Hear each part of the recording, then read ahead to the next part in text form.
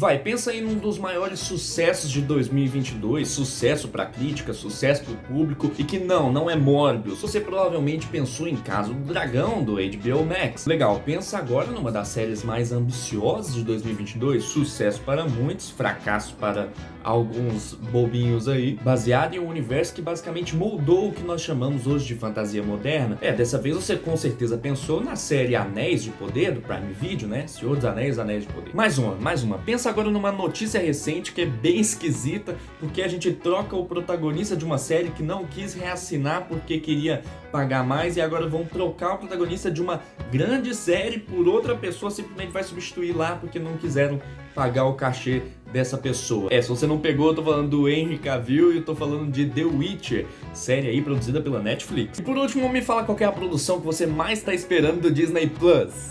Essa provavelmente não é Willow, mas eu esperava que a resposta aqui fosse Willow pra pergunta. Eu sei, né?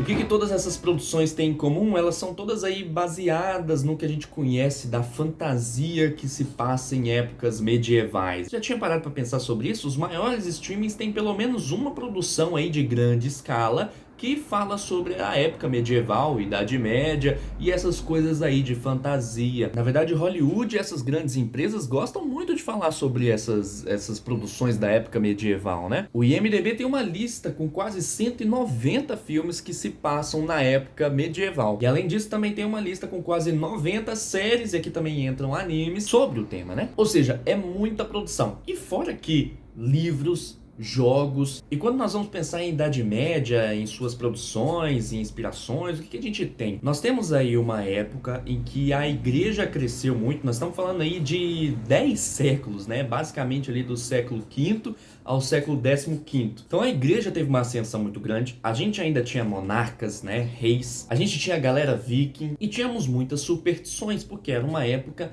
em que ainda não se pensava no ser humano como centro de tudo, e se pensava nas outras coisas muito com superstições, e claro, com o advento da igreja, se pensava muito em conceitos como bem e mal, então começaram a surgir esse negócio do mal, e aí umas criaturas malignas, e a encarnação do mal puro, e heróis, né, heróis medievais, grandes heróis, que defendiam a sua nação, que respeitavam seus reis e que eram bondosos de coração. E claro, muitas vezes a gente tem uma visão muito ruim sobre a Idade Média, mas é uma visão que veio aí depois na Renascença, né, no Iluminismo, que chamavam essa época de Idade das Trevas, né, porque eles queriam se desvencilhar muito desse negócio da igreja. Então a gente tem uma visão um pouco distorcida ali para dar uma aumentada na visão também da Renascença, né? Renascença é sempre muito bom, com muitos estudiosos, com muitos filósofos, com muita gente cabeça, e a parte da Idade Média fica um pouco...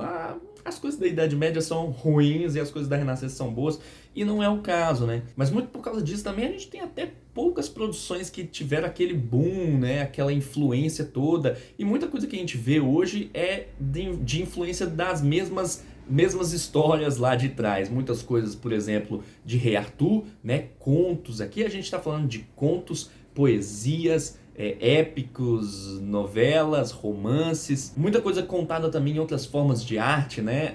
Canções, em tapeçarias, em pinturas. E a gente tem contos como os do Rei Arthur, que depois, lá para o século XII, foi aumentado, né? Ganhou aquele negócio da tábua redonda, de Lancelot, todo aquele negócio do Santo Graal. Não o oposto. E de grande influência também, nós temos um conto que influenciou bastante, inclusive, um rapazinho chamado J.R.R. Tolkien. Nós temos o conto, o poema épico de Beowulf. Essa exata história de um guerreiro muito poderoso que lutou contra entidades para proteger seu reino, lutou contra um dragão, lutou contra um ser de puro mal. Esse conto que tem até hoje muitas adaptações, filmes, séries e outras coisas. Eu sou o dente na escuridão, as garras nas trevas. Eu sou a força, luxúria e poder.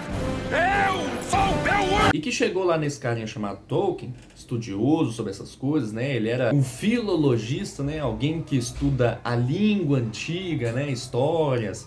E, enfim, filologista inglês, né? Estudou ali muito dos contos ingleses. Lembrando, se eu não deixei claro, todo esse negócio de Idade Média conta muito da história europeia ali, né? E das traduções que ele fazia dos contos do Beowulf e de outras coisas que tinha na língua inglesa, ele desenvolveu então a sua história, que passaria a ser uma das maiores influências para a fantasia moderna. Tolkien escreveu então O Hobbit, um livro que conta histórias sobre um lugar que ele chama de Terra-média, e aí com diversas criaturas, mitos, uma mitologia foi criada ali, um mundo, um universo, que ele continuou depois no Silmarillion, que é um livro que foi rejeitado e que depois o filho dele publicou depois da morte dele, e com O Senhor dos Anéis, que virou aí uma trilogia, que viraram filmes e adaptações que até hoje tem, né, na série aí, por exemplo, do Prime Video.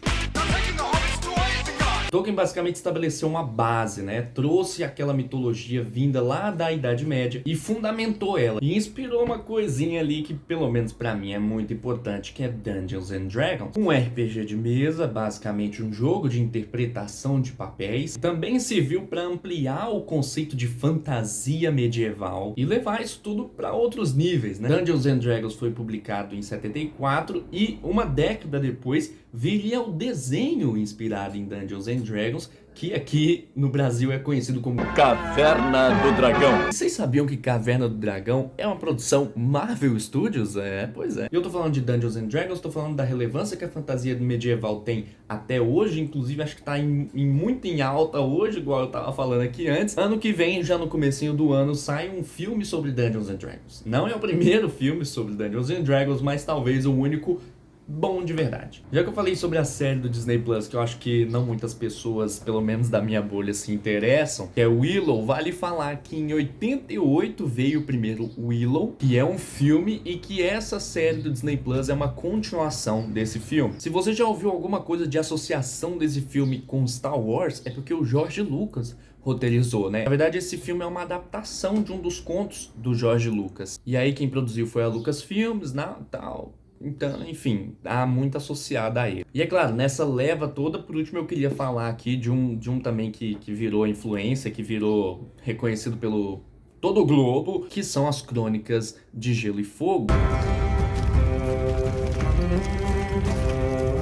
Que chegam aí na década de 90, uma série de livros que até hoje não foi terminada, né, George R. Martin? E que bebe muito de todos esses conceitos já pré-estabelecidos de fantasia medieval, mas que também gosta de fazer aquele negócio de ficção histórica. Então também tem inspiração de outros contos lá da época medieval, inclusive o romance francês Os Reis Malditos, que na verdade é Game of Thrones, tá? E aí fica a minha pergunta, né, por que somos tão apegados a essa fantasia medieval? E por que ela tá tão em alta hoje em dia, né? Eu acho que isso é uma pergunta de muitas respostas. A primeira, acho que é exatamente essa influência aqui que eu falei, que principalmente lá em Senhor dos Anéis influenciou muitos outros contos que saem da bolha fantasia medieval. Acho que vale dizer também o resgate que algumas obras fizeram a Dungeons and Dragons. Eu digo resgate, mas assim, Dungeons and Dragons continua até hoje, né? Tá na sua 5ª edição. Mas a gente tem aí Stranger Things, tem também Riverdale, eu acho também que eles jogam D&D, não é? Matt Mercer e o pessoal do Critical Role que, sim, explodiram a popularidade de D&D, meio que tá em alta de novo. Uma outra resposta também, acho que vai muito da gente glorificar tudo que vem